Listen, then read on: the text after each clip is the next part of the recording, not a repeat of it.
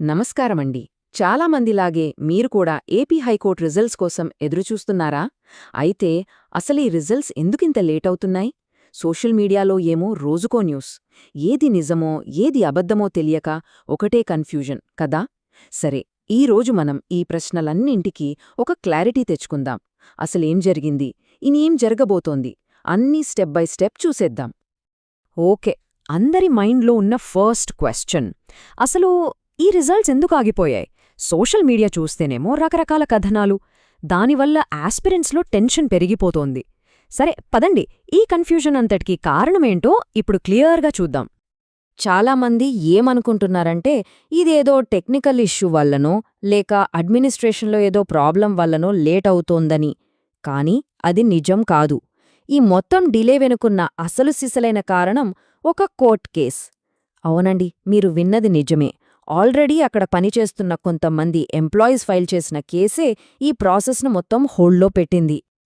అసలు ఆ కేసులో గొడవ ఏంటి? సింపుల్గా చూద్దాం. ఒక పక్క ఆల్రెడీ అక్కడ జాబ్ చేస్తున్న వాళ్ళు ఏమంటున్నారంటే, మాకు సీనియారిటీ ఉంది కదా, మాకు ఎగ్జామ్ పెట్టకుండానే ప్రమోషన్ ఇచ్చేయండి అని అడిగారు.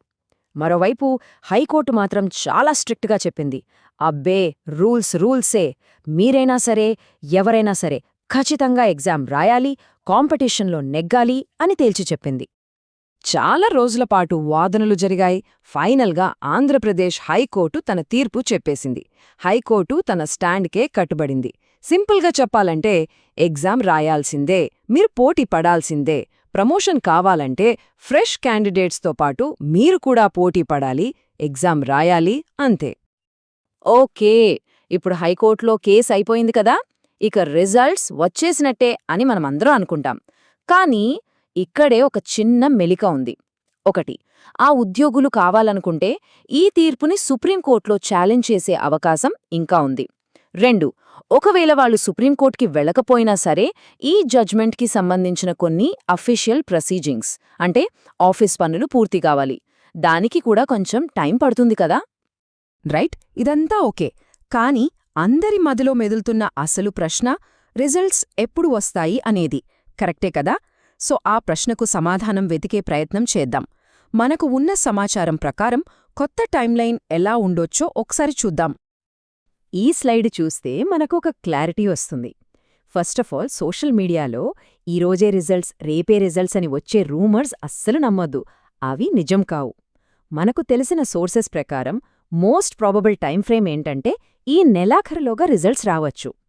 ఒకవేళ ఏ కారణం వల్లనైనా ఇంకా లేట్ అయితే మధ్యలో సంక్రాంతి హాలిడేస్ వస్తాయి కాబట్టి ఆ తర్వాత అంటే జాన్యువరిలో రావడానికి చాలా స్ట్రాంగ్ ఛాన్సెస్ ఉన్నాయి. సరే, రిజల్ట్స్ డేట్ గురించే ఆలోచించడం కామన్. కానీ తెలివైన వాళ్ళు అక్కడితో ఆగరు. రిజల్ట్స్ వచ్చిన వెంటనే మనం దేనికి రెడీగా ఉండాలి?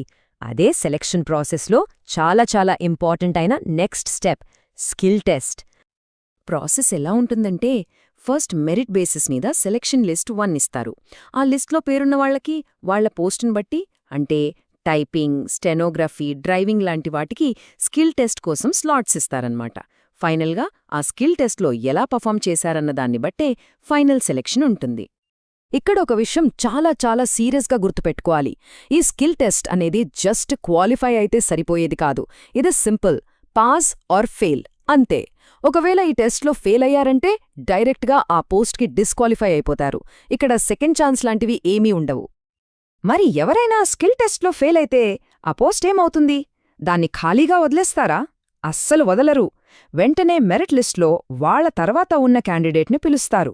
అందుకే సెలక్షన్ లిస్ట్ 2 కూడా రెడీగా ఉంటుంది. అందుకే రిజల్ట్స్ కోసం వెయిట్ చేస్తూనే స్కిల్ టెస్ట్ ప్రాక్టీస్ చేయడం ఎంత ఇంపార్టెంటో అర్థం చేసుకోండి. ఇది జాబ్ ఛాన్స్ని డబుల్ చేస్తుంది. సరే, ఇప్పటిదాకా మనం ఈ నోటిఫికేషన్ గురించి మాట్లాడుకున్నాం. ఇప్పుడు కొంచెం ఫ్యూచర్ గురించి చూద్దాం. ఈ వెయిటింగ్ టైంలో డిసప్పాయింట్ అవ్వకుండా నెక్స్ట్ రాబోయే ఆపర్చునిటీస్ మీద కూడా ఒక లుక్ వేయడం చాలా ముఖ్యం. ఇది నిజంగా ఒక గుడ్ న్యూస్ అండి. ఆల్రెడీ 245కి పైగా కొత్త పోస్టులకి ఫినాన్స్ డిపార్ట్మెంట్ గ్రీన్ సిగ్నల్ ఇచ్చేసింది. అంటే త్వరలోనే ఇంకో పెద్ద నోటిఫికేషన్ రాబోతోందన్నమాట.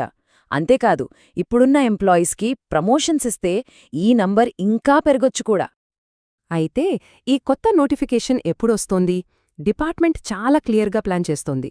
ఇప్పుడు నడుస్తున్న ఈ రిక్రూట్మెంట్ ప్రాసెస్ ఉంది కదా, ఇది మొత్తం కంప్లీట్ అయిపోయాక అప్పుడు కొత్త నోటిఫికేషన్ ఇస్తారు. దీనివల్ల ఏ కన్ఫ్యూజన్ లేకుండా ప్రాసెస్ స్మూత్గా జరుగుతుంది. సో ఈ గ్యాప్ని మనం ఎలా వాడుకోవాలి? అయ్యో లేట్ అవుతోంది అని టైం వేస్ట్ చెయ్యొద్దు. దీన్ని ఒక గోల్డెన్ ఆపర్చునిటీగా చూడండి. ప్రతిరోజూ స్కిల్ టెస్ట్, టైపింగ్, స్టెనో ఏదైతే అది ప్రాక్టీస్ చేస్తూనే ఉండండి. దాంతోపాటే రైల్వేస్, ఎస్ఎస్సి లాంటి వేరే ఎగ్జామ్స్ సిలబస్ మీద కూడా కాన్సంట్రేట్ చేయండి. ఈ టైం వేరే వాళ్లకంటే ఒక స్టెప్ ముందు ఉంచుతుంది. ఫైనల్గా ఒక్కటే ప్రశ్న, ఈ డిలేని ఒక ప్రాబ్లంగా చూస్తున్నారా, లేక ప్రిపరేషన్ని ఇంకా స్ట్రాంగ్ చేసుకోవడానికి దొరికిన టైంగా చూస్తున్నారా? ఈ వెయిటింగ్ పీరియడ్ని ఎవరు కరెక్ట్గా వాడుకుంటారో వాళ్లే విన్నర్స్ అవుతారు. సో ప్రిపరేషన్ ఆపొద్దు. All the best.